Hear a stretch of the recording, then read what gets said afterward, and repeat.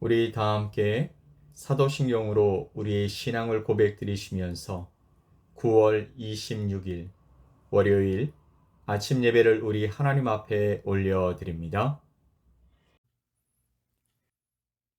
나는 전능하신 아버지 하나님, 천지의 창조주를 믿습니다. 나는 그의 유일하신 아들, 우리 주 예수 그리스도를 믿습니다. 그는 성령으로 잉태되어 동정녀 마리아에게서 나시고 본디오 빌라도에게 고난을 받아 십자가에 못 박혀 죽으시고 장사된 지 사흘 만에 죽은 자 가운데서 다시 살아나셨으며 하늘에 오르시어 전능하신 아버지 하나님 우편에 앉아 계시다가 거기로부터 살아있는 자와 죽은 자를 심판하러 오십니다. 나는 성령을 믿으며 거룩한 공교회와 성도의 교제와 죄를 용서받는 것과 몸의 부활과 영생을 믿습니다. 아멘.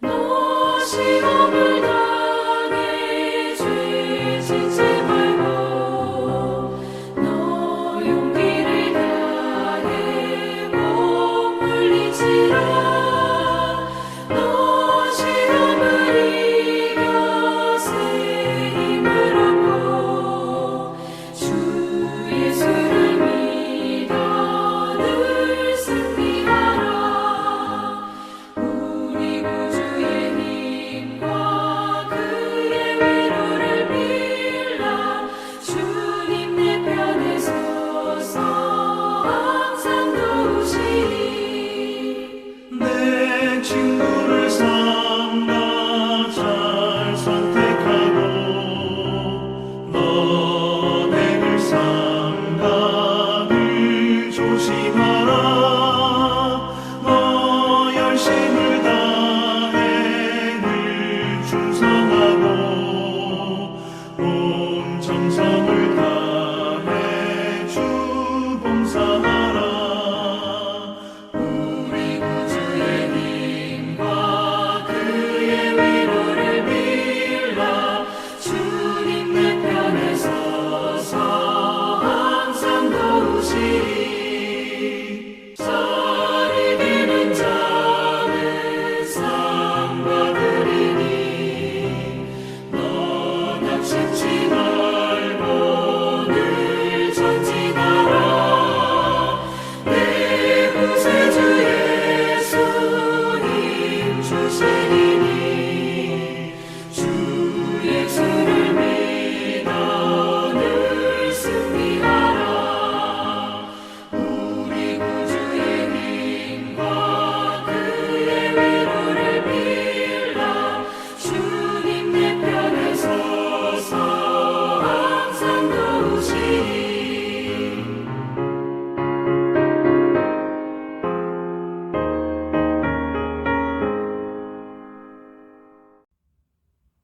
오늘 함께 보실 하나님의 말씀은 사무엘하 11장 1절로 5절 말씀입니다. 사무엘하 11장 1절로 5절 말씀을 우리 함께 보겠습니다.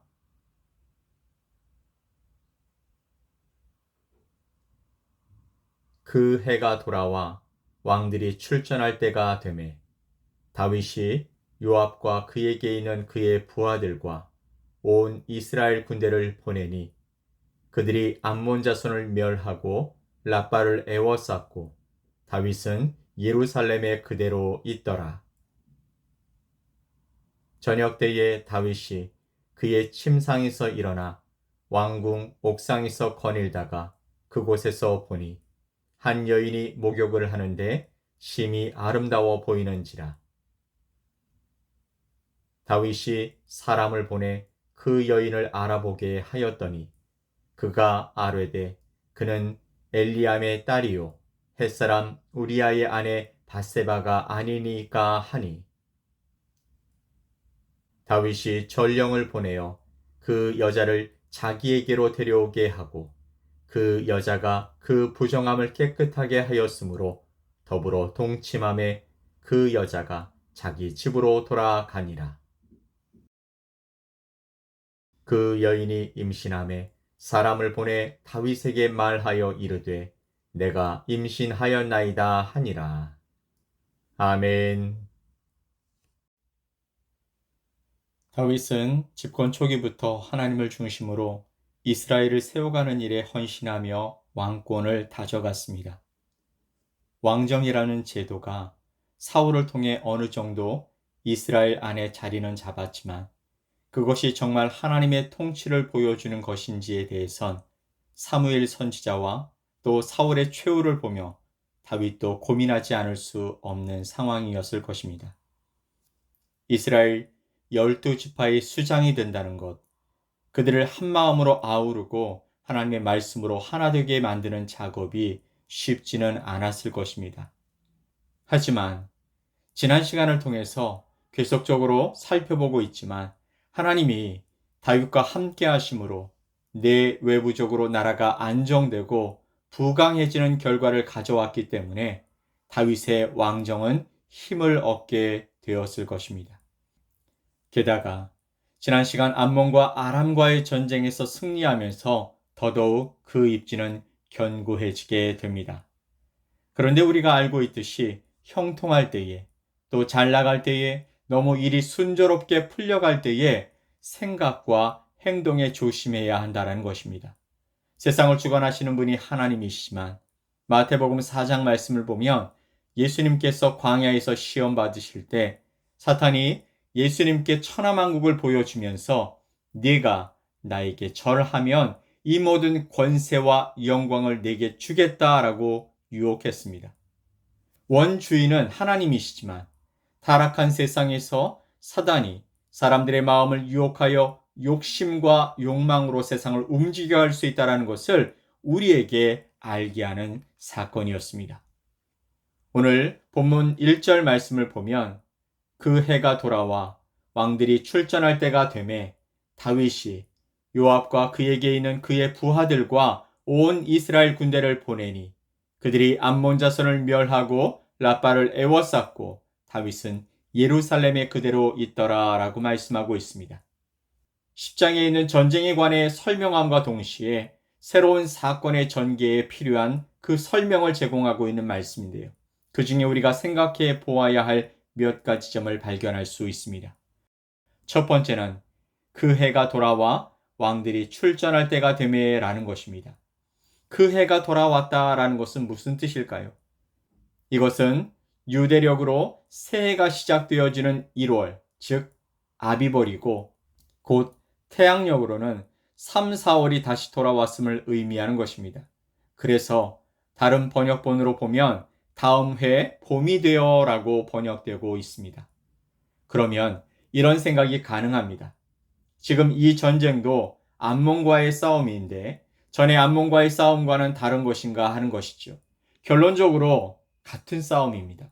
하지만 팔레스타인에서 겨울은 우기에 해당되기 때문에 전쟁을 하기에 적합하지 않고 봄은 건기에 해당되기 때문에 전쟁에 적합한 시기여서 지난번 암몬과의 전쟁에서 이스라엘 군대는 승기를 잡았음에도 불구하고 이러한 계절적 문제로 회군하였고 이제 다시 건기인 봄이 돌아와서 제2차 출정이 가능해졌다라는 말씀입니다. 그러므로 여기서 왕들이 출전할 때라는 것은 곧 팔레스타인의 봄, 다시 말해서 전쟁하기에 적절한 시기라는 말인 것입니다. 자, 두 번째는 다윗은 어디에 있었느냐라는 것이죠. 말씀에서 알 수 있듯이 다윗은 전쟁에 나가지 않고 예루살렘에 머물러 있었습니다. 다윗이 요압과 그에게 있는 그의 부하들과 온 이스라엘 군대를 보내니 그들이 암몬 자손을 멸하고 라빠를 에워쌌고 다윗은 예루살렘에 그대로 있더라.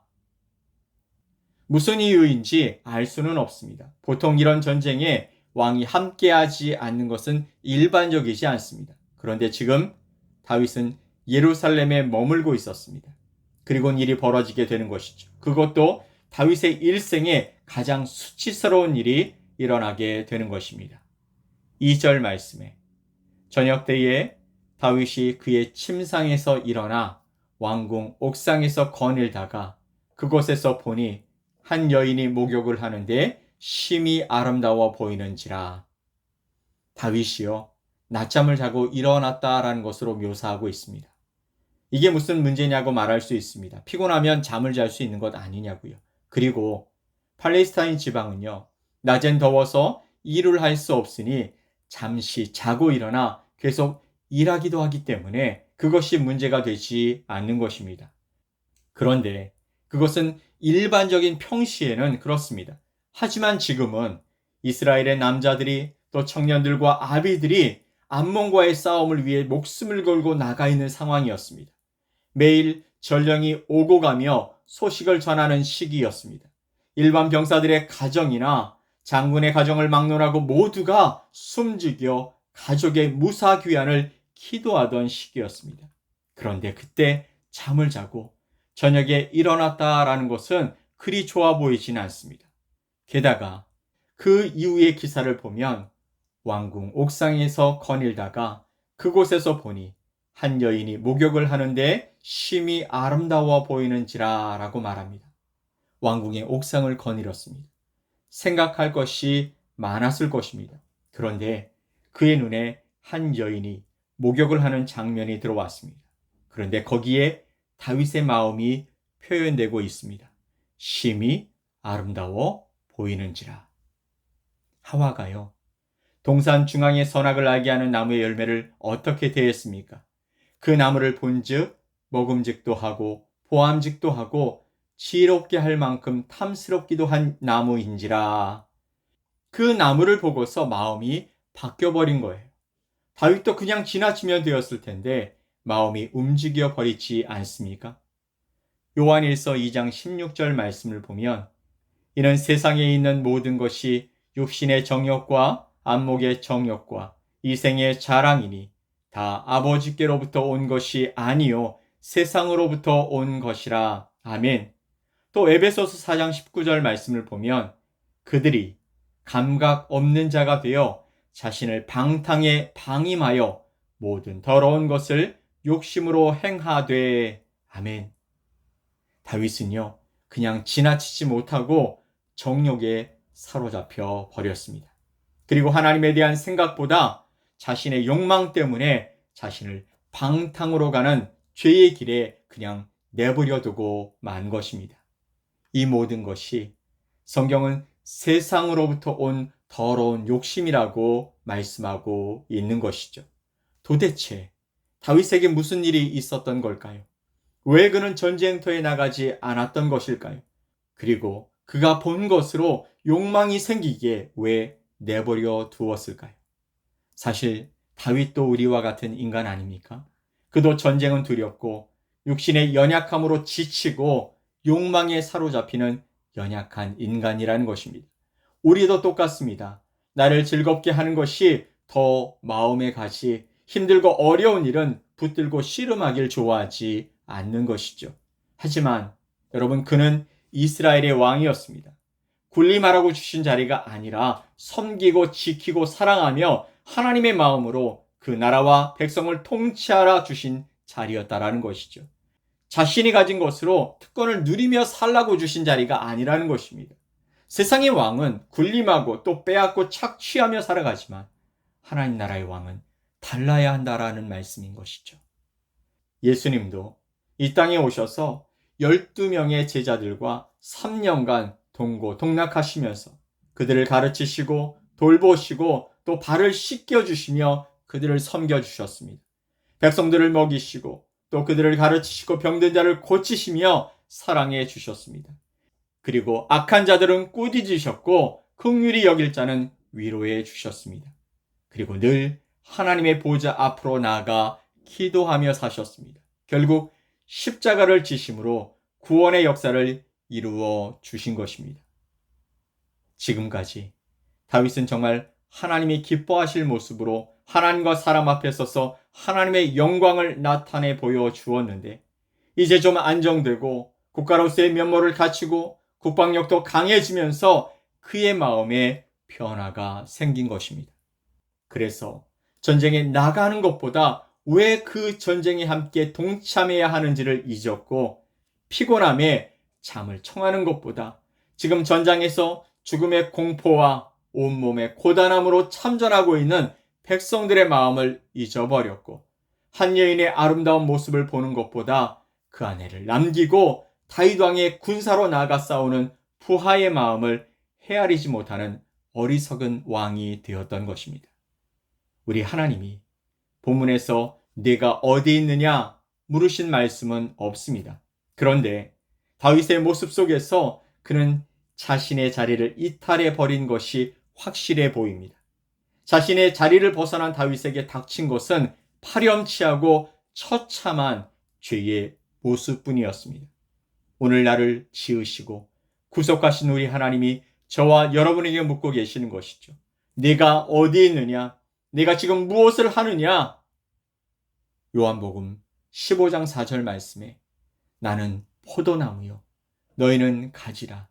그가 내 안에 내가 그 안에 거하면 사람이 열매를 많이 맺나니 나를 떠나서는 너희가 아무것도 할 수 없음이라. 아멘. 우리는 하나님 안에서만 의미 있는 열매를 맺고 살아갈 수 있는 존재입니다. 다윗은요, 이 사건 가운데 하나님 없이 보고 느끼며 결정하여서 죄로 나아갔던 것이죠. 오늘 이 말씀은 다윗도 이런 엄청난 죄를 지었으니 우리가 짓는 작은 죄는 별거 아니다가 아니라 그도 쉽게 무너지는 죄 앞에서 우리가 어떻게 죄의 자리로 나아가지 않을지 확인하고 결단하는 시간이 되어지길 간절히 소망합니다. 우리 모두 이 말씀을 기억합시다.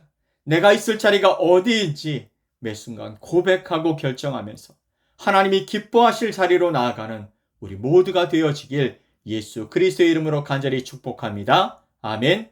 우리 함께 기도합시다. 거룩하신 하나님 아버지 감사합니다. 오늘 다윗을 통해 주신 교훈을 기억하게 하셔서 우리가 있어야 할 자리를 늘 잊지 않고 거기서 주님을 높이며 사랑하며 섬기며 살게 하여 주옵소서. 감사드리며 예수 그리스도의 이름으로 기도 올리옵나이다. 아멘. 하늘에 계신 우리 아버지여, 이름이 거룩히 여김을 받으시오며 나라가 임하시오며 뜻이 하늘에서 이루어진 것 같이 땅에서도 이루어지이다. 오늘 우리에게 일용할 양식을 주시옵고 우리가 우리에게 죄 지은 자를 사하여 준 것 같이 우리 죄를 사하여 주시옵고 우리를 시험에 들게 하지 마시옵고 다만 악에서 구하시옵소서. 나라와 권세와 영광이 아버지께 영원히 싸움나이다. 아멘.